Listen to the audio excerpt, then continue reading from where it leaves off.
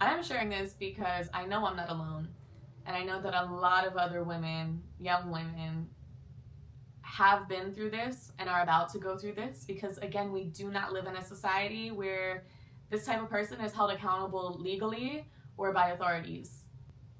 I know that now in my life, I don't have to carry these things alone, and neither do you.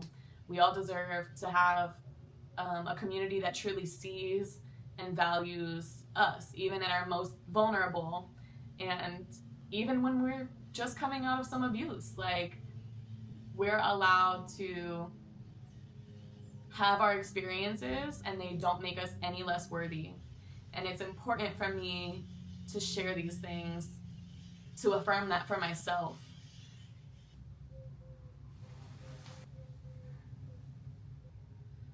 Okay.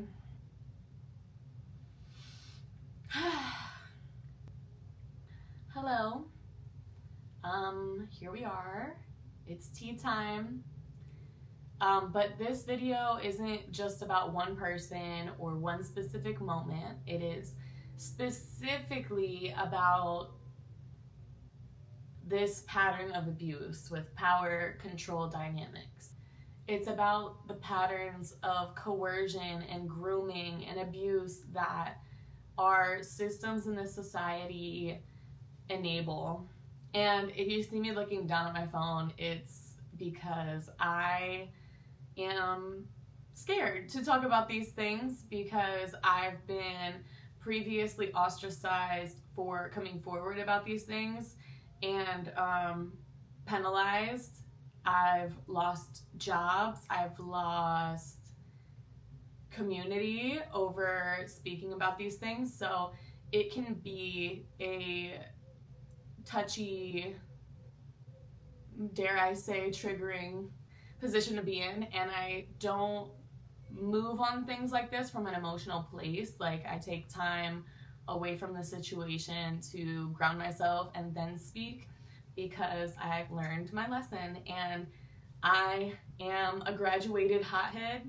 I used to be someone who was very, very reactive, and I do feel like I've grown out of that.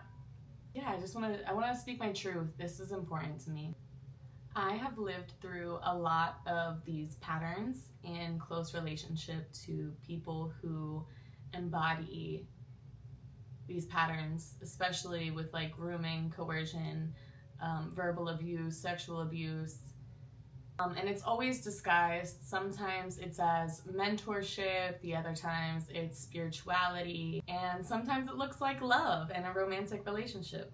Underneath that disguise, in all of these cases, it was always manipulation, power, control dynamics, utilizing their position to maneuver me how they wanted to. That being control, manipulation, or harm. Me speaking isn't about revenge, it is about healing, it's about truth. And for me, it's very important that I don't remain silent. So I'm going to start with grooming in dance. I first experienced grooming when I was still a teenager, but on the adult end. So, 17, 18, 19. I was 19 in this particular instance, but there were a lot of these creepy crawlers around nonetheless. So this happened in the dance industry. This is a space that should have been creative and safe. He was somewhat respected, and I say somewhat because the rumor mill had it that this person did these types of things, but no one had spoken up about it, and no one had really stood up to him yet. And no one warned me. He was well connected. I was young and I was talented and I was eager to dance and to book jobs to sustain my livelihood doing what I loved and what I was naturally good at. He used that against me. So he used his power, his compliments, his access to other powerful people, to bookings, to jobs. He used them until boundaries blurred and He eventually coerced myself and allegedly 37 other women into sexual misconduct. Part of the grooming process is the conditioning that you're supposed to feel lucky and grateful, and we were conditioned to submit and not ask questions. We were conditioned to stay quiet, and we were definitely conditioned to feel ashamed instead of angry. Later in life, I crossed paths with someone who claimed to be a healer, a therapist, a spiritual guide. He promised emotional clarity, spiritual enlightenment, self-empowerment, self-mastery, and transformation. But it was like literally a cult, period. It was a cult. And he specifically targets young, vulnerable women who are looking for therapy or looking for a spiritual guide or seeking some kind of guidance. The cult itself was full of gaslighting, group thinking, isolation, emotional dependency, and financial dependency. This man wasn't and is not interested in healing. He is, to this day, interested in power, and he unfortunately is still out there, as is the first one I've mentioned. This man, the cult leader, was absolutely committed to having power over the disciples that wouldn't question him, but more specifically, he wanted baddies. He wanted young, beautiful, smart, fun women to be controlled by him. So those who he found attractive for those things just wanted to like take those things and manipulate them to his will. I did get out, and here I am, but it took a lot. It took everything in me to get out of that. More recently, I was involved with a person who had influence over my professional life. When I left, there was harassment, there was name calling, bullying, slut shaming, you name it. And this verbally unkind, I'm choosing my words very carefully, as you can see, this verbal nastiness was not just from the person that I was leaving, but also their friends. Grown-ass friends. My jobs disappeared, which is fine, but at the end of the day, not fine. Especially being that I put protections in place to try and make sure I didn't end up in the same situation again, where I was, financially dependent on someone that I was trying to leave, or whatever. Just, I didn't want to have to turn my whole life upside down because of a breakup.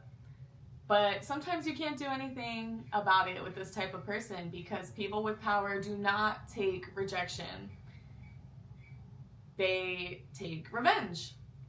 These are different people, different settings, but the same undertone. Older, respected leaders with resources, connections, and platforms. They used what they had to silence and coerce and control. And worst of all, they used it to shame, which I feel is the nastiest part of all of it. They painted themselves as lovers and gurus and leaders and mentors. People who have your best interest in heart, and they condition you to believe that they know better for you than you know for yourself. But these types of people are predatory. They are. I've been called trash, a hooker, a scammer, a liar. I've been told that I wanted it, that it was my fault. Worse, that I used them, that I led them on. Those are not truths. They're not my truths. And they are tactics. And these are just on paper traditional tactics used against survivors to cause people not to believe them, to discredit survivors and keep themselves untouchable and unaccountable. I'm personally done internalizing that narrative. I wasn't the problem. There are things that I've accounted for and learned from these experiences, but I know I was not the problem. I'm sharing this not because I want pity or sympathy. I'm sharing this because I know I'm not alone. And I know that a lot of other women, young women, have been through this and are about to go through this, because again, we do not live in a society where this type of person is held accountable legally or by authorities. I want to say this. If you've ever been groomed or manipulated or abused, if you've been slut-shamed, if you've been silenced, you are not broken. You are not dramatic. You are not just emotional or sensitive. You probably, not with a negative connotation that is conditioned into us, that you're too emotional, you're too sensitive. You aren't whatever they called you. You probably are a dope-ass woman, and you have a voice, and you can use it, and you're valid, and I believe you. Disclaimer, everything I'm sharing here is my own personal experience. These are my memories, my experiences. I am not here to accuse, I am here to tell my truth. My truth, my experiences are mine to speak.